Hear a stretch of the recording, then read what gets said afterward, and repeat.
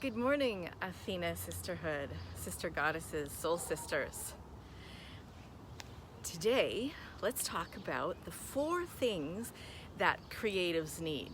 Whether you're writing songs, writing books or poems or painting or sculpting, there are 4 things that I believe that all creatives need. Here we go. 1, warm sunlight. 2, good soil. 3, a consistent flow of water. And 4, to have a keen attention to the rotation of the earth. What? What am I talking about? Okay, let's get into that. Sunlight, the warmth of a friendly listener, observer, and reader. And how do we ask for that when we're creating so that we can receive that which feeds us and motivates us to continue creating? We can ask the observer, the reader, the listener to tell us what they really get from what we're sharing and how they want to know more about what we're sharing, what we're painting, or what we're writing. And then, words are my medium, so I'm going to default to that, but I'm going to try to cover all the areas of the creatives. So specifically with writing, when we want to have a friendly reader, we want to ask them for, where is it that stopped you and made you think? Where is it that you wanted to know more? What words really captured your attention? And when we hear that back, then we know, oh wow, this part's really working. So with songs, that would definitely work. With sculpting or paint and artistry and the visual arts, it would be like, what really holds your attention? What really grabs your heart and makes you go, oh. And it's really hard for me to see everyone that's watching, so I'll just say, hi everyone. So that is the sunlight that all creatives need, is that friendly observer, reader, and listener. The soil is the time that we need to be there in our creative zone of genius. The soil needs to be an uninterrupted time. I have a friend, a writer colleague in the next city over, Bob Stallworthy, and he was so funny when his wife retired because he no longer had all the house to himself. It was like she was there, and at any moment she could interrupt his thoughts. Oh no, what was he going to do? He was so funny, but he had to navigate this new area, this new way of being and creating for himself when she was in the house all the time, when he could hear her footsteps upstairs above his office.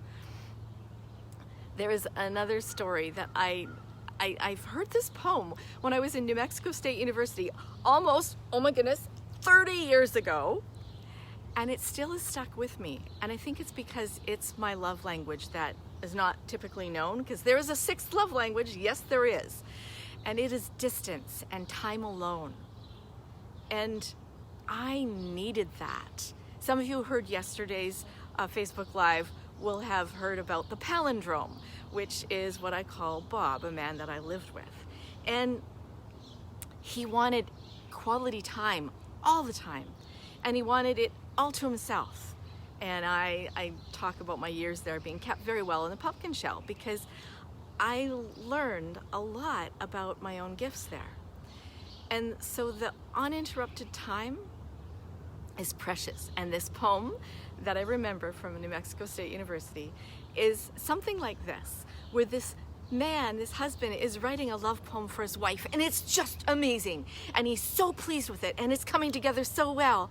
And his wife comes in tiptoeing, brings him a cup of tea and a kiss, not a word, not to interrupt any of that, and goes out and closes the door, and the poem is ruined. It's like, what? That was love. That was love. The tea and the kiss without the words was love. But I understand what he was going through. And I especially understood what he was going through when I was living with the palindrome. Because only 30 minutes a day were mine that were not interrupted. 30 minutes a day he skipped rope, and he would not stop that for anything. Once in 9 years he stopped because he had a cold and he realized he couldn't do it. Once in 9 years. So for 9 years, I knew that those 30 minutes a day were mine, that he would not come walking through that door on the other side of my little space that I had for a writing space. Now, the flow of water. Let's talk about that third thing that all creatives need. The flow of water is that flow of inspiration that we need. And we have to take some responsibility for that ourselves. We have to watch, like Natalie Goldberg says in Writing Down the Bones, we have to watch with 2 eyes and see everything twice. Twice. And the clue to that is that when you're paying attention to something and your thought lingers on something, or you want to hear what somebody said again, or you want to rewind a program and hear what somebody said, and you want to hear it again and again, that is a clue to you that that's something that you want to paint, that's something that you want to write about, that's something you want to sculpt or create, that you want to go away and have some quiet time to think about what meaning that has and what meanings you can play with it and how you can expand that and mold that for yourself in whatever art form is yours that makes your heart sing. That is our responsibility, to watch for that. And if we don't have the time to act on that inspiration right at that moment, we have a responsibility to capture enough of it to get back to it. Because ideas and inspiration are like dust bunnies, that they roll away or they disappear. Somebody comes along and vacuums them up. I have an artist friend out in Ontario. She was an international tax lawyer, and she wanted to be an artist when she was a child, but her parents wanted her to have something secure that would take care of her because they had grown up in tough times. So she chose the next best thing to being an artist, creative, international tax law, right? In her late 50s, she started having dreams, which proves it's never too late to really discover your purpose and your dream and your creative zone of genius. In her late 50s, she started having these dreams of a hand that was painting and never seeing who was painting. And these beautiful paintings, and she wanted to find them. She thought they must be famous. And now forgive my pronunciation because I am so monolingual, at the Louvre in France, in Paris, she was standing there looking at these paintings and felt that she needed to return to her artist self. And these paintings that she was dreaming, that she was journaling, that's where the responsibility is, to capture the idea. She was journaling in the morning after the dreams, writing down every aspect of those paintings. And only when she said she was going to return to artistry did the dreams reveal that the hand was her own. Her own. And she was the one that was painting in her dreams. And she ended up painting all of those dreams that she had journaled about because she had captured them. Dreams can be so fleeting. She had captured them, put them in her journal, and then she could paint them. She has an art studio with a retreat center in an 1800s farmhouse outside of Toronto, Ontario, and I am going to hold retreats there. We have done some amazing work there together, and it's going to be amazing. So that's your responsibility when you have ideas. That is the flow of inspiration, the water that every creative needs, is that we need to make sure that we're getting that flow, paying attention to it, and then capturing those ideas when we have the time. And that brings me to paying a keen attention to the rotation of the earth. This was the gift, the main gift that I feel I received from the palindrome, was that his life was very routine, so mine became very routine.